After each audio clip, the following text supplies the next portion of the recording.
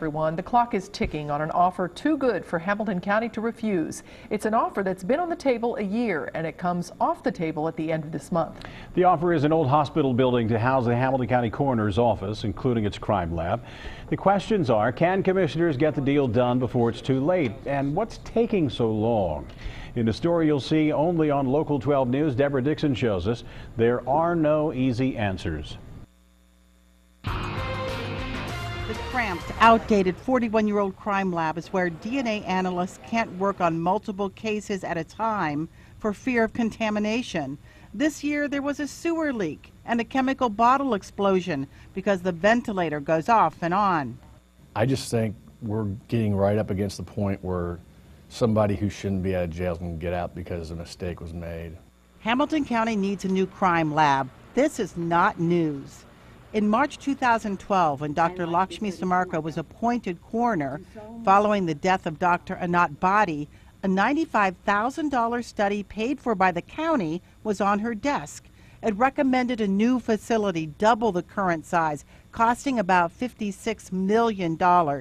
Commissioners told her the county didn't have that kind of money, but if you can get an appropriate building donated that wouldn't take that much to renovate, I think we have a good chance of having a new crime lab built.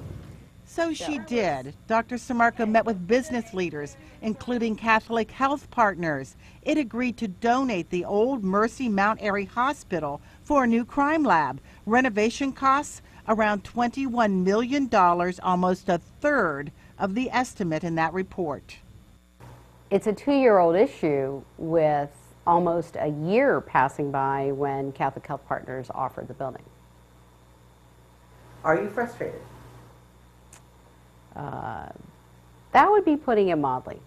What seems to me a paralyzed county commission to you is just Posturing. Commissioner Greg Hartman says it's about wanting to do more with that donated space. That's too big just for the crime lab. The crime lab needs about 100,000 square feet, and we're talking to the Board of Elections, and if the Board of Elections can make it work out there to move their facilities, then it could be a win-win for the community. So now it's up to the Board of Elections. Thrown into the mix at the last minute, the county pays $700,000 a year for different sites for the board, including this one at 824 Broadway. The board is going to vote on whether or not to move to Mount Airy. Possible problem? 2 members are Republican, 2 are Democrat. Some predict a vote along party lines. Dr. Samarkar, a Democrat, has asked all parties to put politics aside.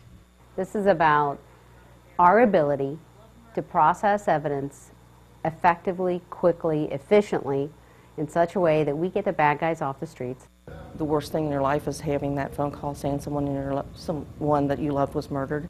Sherry Nolan is with Parents of Murdered Children, one of the organization that supports moving the lab.